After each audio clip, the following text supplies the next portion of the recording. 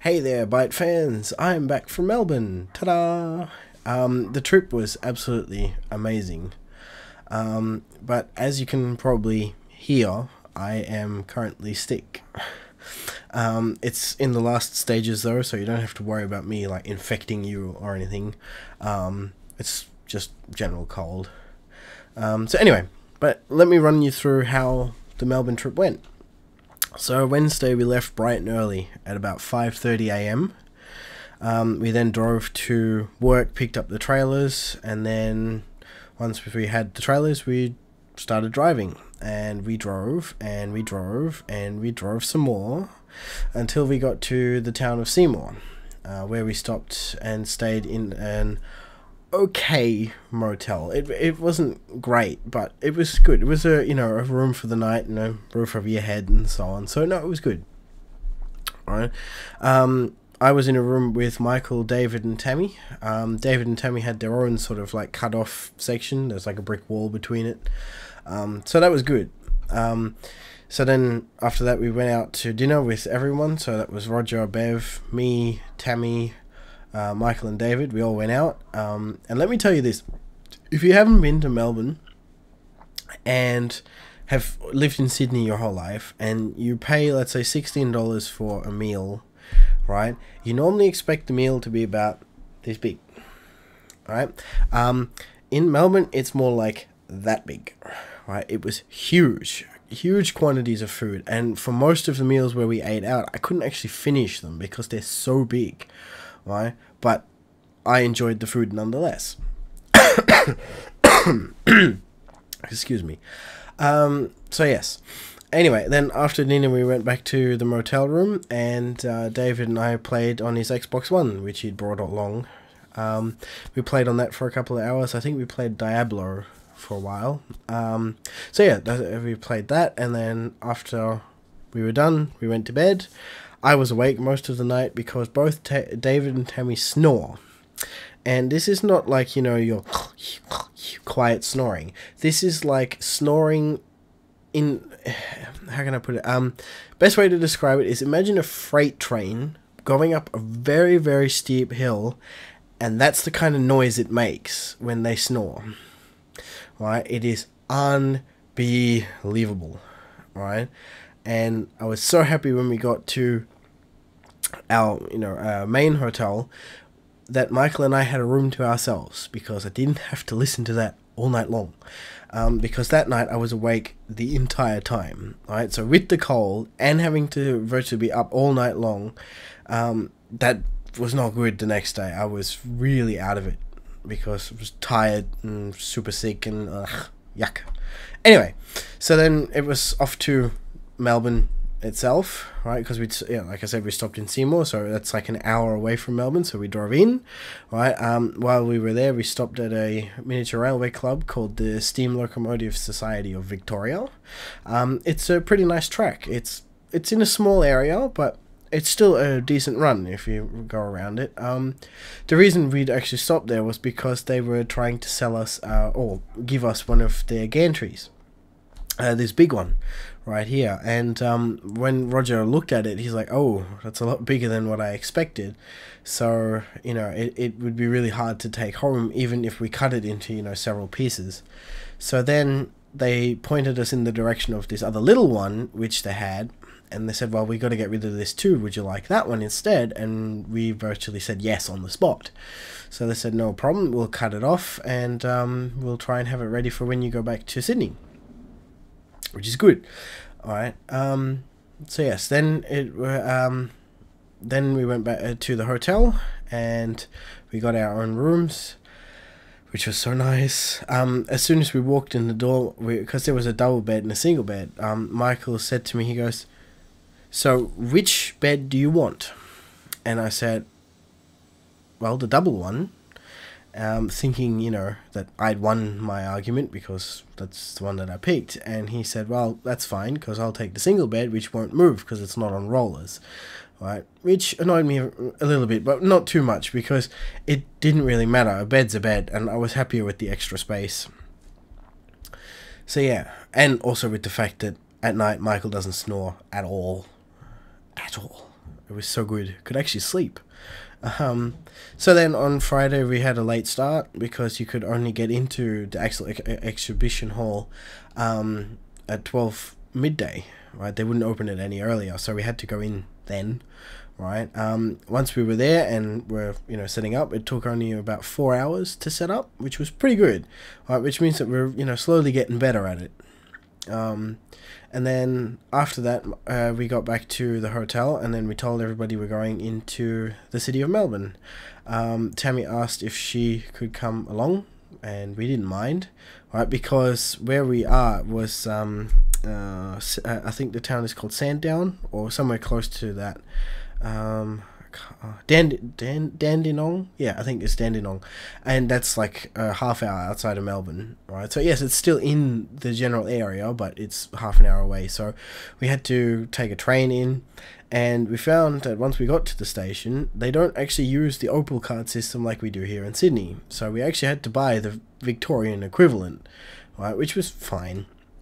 There's no real problem with that. So yeah, then we got into the city, and there were just so many photos that I took that day. I lost count. There's too many, right? And yeah, we took a tram around the city, which then stopped at like the end of the line because we got on slightly late, and the guy wanted to finish at 9 o'clock, so he just stopped at the end of the line, so that was fine. Right. And he'd actually dropped us right where we wanted to go anyway, because where we were, it was the Star of Melbourne, or the Melbourne Star, which is like the London Eye. Right, it's a huge Ferris wheel that so that you can see over the top of all of Melbourne and all that. So that was good. We ended up going on that. The ride lasted, I think, about an hour. Right, and I took even more photos than I had previously. So yeah, and to see Melbourne from that sort of perspective was really good, right? It was absolutely spectacular, and it was like pitch black, but all the city lights are on, and it looked really good.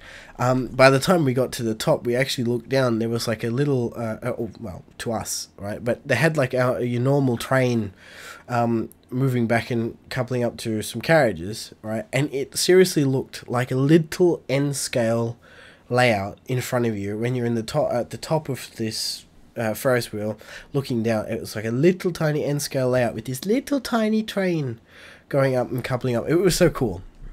Anyway, so then we went out and ate Subway, then went home, back to the room. Saturday was our first running day. We did about 347 rides, something like that, which is pretty good. It meant that we weren't flat chat, but we didn't stand around twiddling our thumbs because we were bored, alright, which is good. Throughout the day, I did go into the exhibition and take photos every now and again, but they didn't really turn out because I hadn't figured out the correct settings for the camera. Mind you, I've used the camera so much, alright, and I still haven't figured out all the functions of it yet, which is good because I learnt plenty on that Saturday. Saturday night, we went out to the exhibition dinner that organisers were putting on for all the people who exhibit stuff at the show. The food was really good. It was like a sort of all you can manage to fit on your plate kind of thing, right? And whatever you can eat. It was good. It was really nice. At the end of the night, they had like a raffle thing. I bought 3 tickets and ended up winning a model N-scale house, which is worth about $70. So I was really happy about that.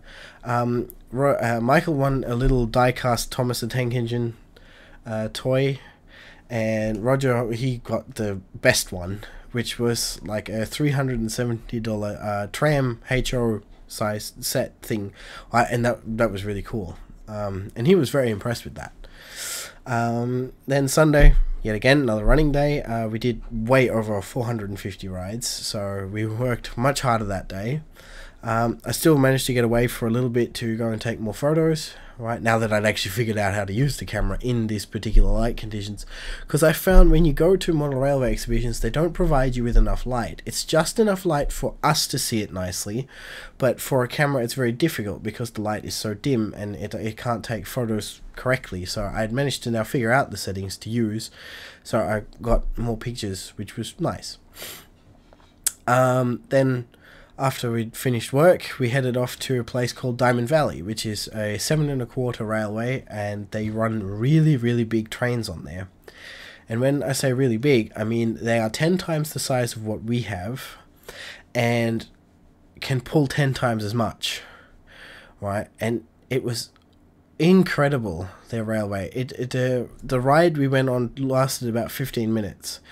Right, I thought that was perfect length because that was a really long run. You went up and down and came around, and really got to experience like the length of the railway. But Roger disagreed and said, well, 15 minutes is too long. No kid will want to sit there for 15 minutes while the train's going around. But anyway, each to their own. As soon as we saw these trains, David and I both looked at each other and were like, we want one. Right, and that sort of made everybody laugh because we'd managed to do that sort of like in sync, which was great.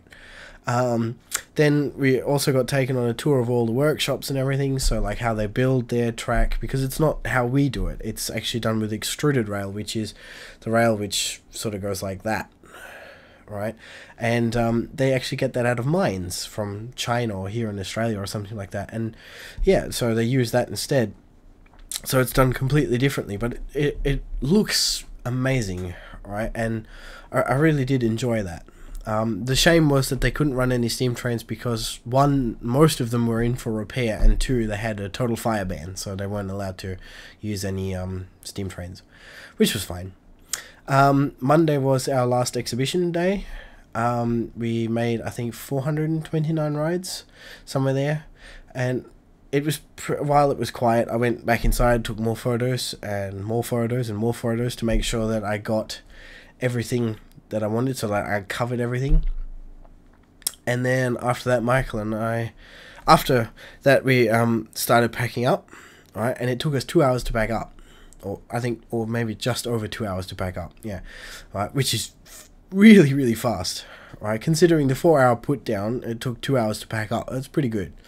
Then after that, we went back to the room. I had a look at Michael's computer because it was having problems. We tried to fix it, we couldn't get it fixed, so he's probably gone to the company to fix it today. And then after that, we headed out to get some food. Then Tuesday at 6:30 AM we left. And by this point, my cold had gotten to like the absolute worst point it could get to. Right, so I was just like, ugh. Yeah, and the reason why we left so early was because we wanted to get home in one day instead of taking the 2 days like everybody else. So we were out of Melbourne by about 9:45 after picking up that small gantry that we'd picked up from the club. Then after that, we just drove and drove and drove some more to get home at around 6 o'clock. So we were actually really impressed. We made really good time, and we got home on the day we wanted to. So Wednesday was pretty much a bludge day. I sat in front of the computer all day working out some stuff for Dad to build on the weekend because he's asked me how to work it out, so I've made the information for him. Today I have work as usual, it happens.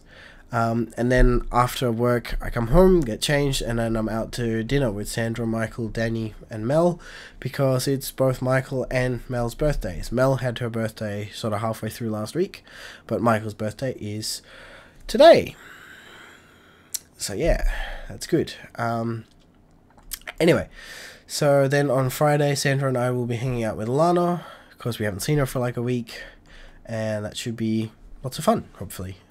Then Saturday and Sunday, Sandra has work, but in between that, we're going to work out the next lot of stuff for our America trip, so that's going to be all finally finalized and all the good stuff. Just before I go, I would like to wish Steph Leishman, Melissa Hazel, Nat Trusev, and Michael Ford a very happy birthday. I hope you guys have an amazing day on your birthdays, and you got spoilt with lots of presents and stuff. So yeah, I hope that went really well for you. Well, like I said, the Melbourne trip was lots of fun, and yes, I am glad to be home because now I'm in my own bed, which is far more comfortable, and for whatever reason, and I can have a fan going when it's hot and all this. So no, it's good. I'm happy to be home. But yeah, that's pretty much it for me this week. Here is my picture of the week.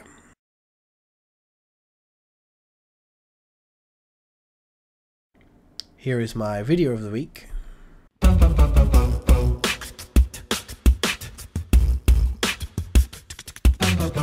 Midlife is tough, babe. The end is nigh. I've seen boy bands come and go. Yeah, the white bread 50 shades of gray.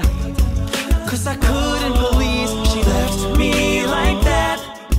No strings attached. Every little thing I do never seems to pull me through.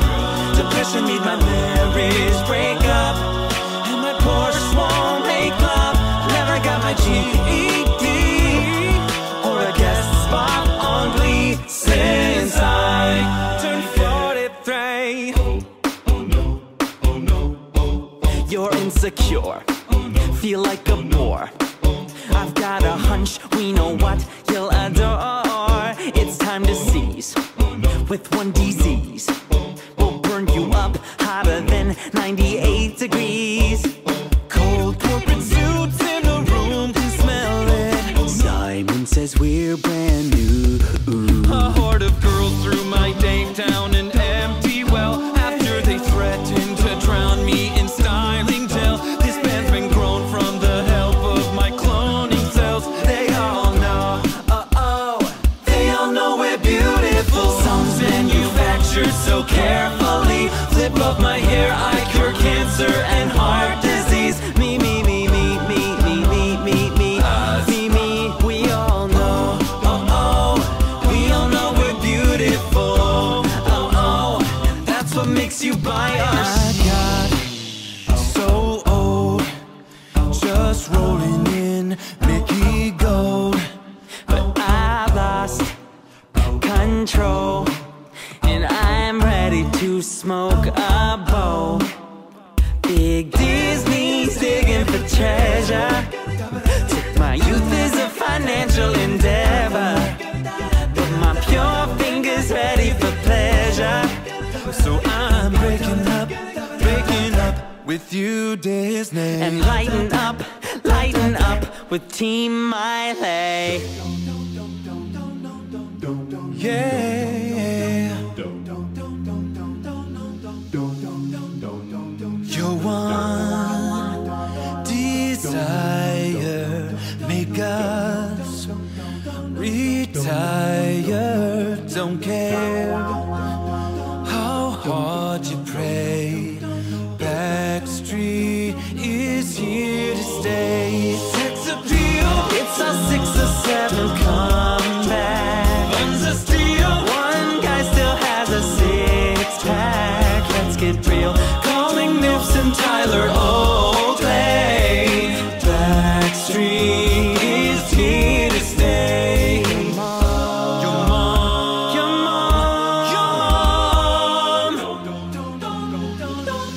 Our demographic is